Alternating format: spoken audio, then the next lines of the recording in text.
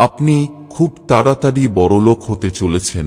জ্যোতিষশাস্ত্র মতে মা লক্ষ্মী নিজেই দেন এই ইঙ্গিত। মানুষ মাত্রই ধন দৌলতের আকাঙ্ক্ষা করে। তার জন্য একদিকে যেমন ধন উপার্জনের জন্য পরিশ্রম করেন, ঠিক তেমনি আবার মা লক্ষ্মীর আরাধনাও করে থাকেন। কথিত আছে যে মা লক্ষ্মীর যদি হঠাৎ করে আপনার ওপর কৃপা হয়, তাহলে ধন সম্পদের ভাণ্ডারে জোয়ার আসে। কিন্তু আমি কি বড়লোক হব, বা কখন আমার ধন বৃদ্ধি হবে?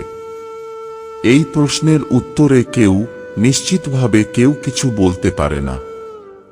যদিও ধর্মশাস্ত্র বা জ্যোতিষশাস্ত্র অনুযায়ী এমন কিছু সংকেত আছে যেগুলি যদি একটু খেয়াল করা যায় তাহলে বোঝা যায় ভালো সময় আসন্ন।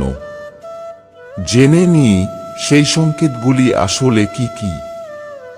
সকাল সকাল যদি নারকেল দেখেন, তাহলে বলাই যায় আপনার ভালো সময় আসন্ন বা মা লক্ষ্মীর প্রসাদ আপনি খুব তাড়াতাড়ি পেতে চলেছেন। সকালে নারকেল দেখাকে খুব শুভ বলে মনে করা হয়। এরকম ইঙ্গিত দিয়ে মা লক্ষ্মী বুঝিয়ে দেন আপনার ভালো সময় এবার এসে গিয়েছে। অন্যদিকে সকালে আপনার ডান দিকে বাঁদর দেখতে পেলে বুঝবেন আপনার দুঃসময় খুব তাড়াতাড়ি দূর হতে চলেছে।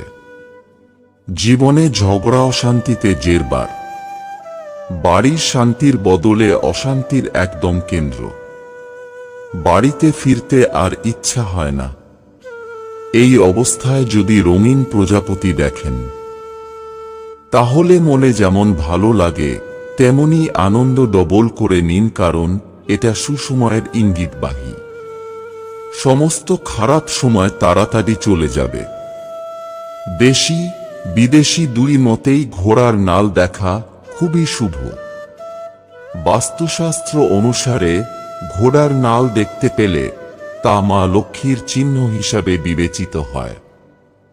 এই জন্যে আগেকার দিনে অনেক বড়লোক বাড়িতে দরজার মাথায় ঘোড়ার নাল লাগানোর নিয়ম ছিল। এই চিহ্নের মাধ্যমে আপনার বাড়িতে সবকিছু ভালো হতে চলেছে এবং অস্থির দিনগুলি কেটে যেতে চলেছে, এটারই ইঙ্গিত পাওয়া যায়। তবে শনিবার এমন ঘোড়ার নাল ভাগ্য ফেরানোর জন্য ভুলেও বাড়িতে আনবেন না।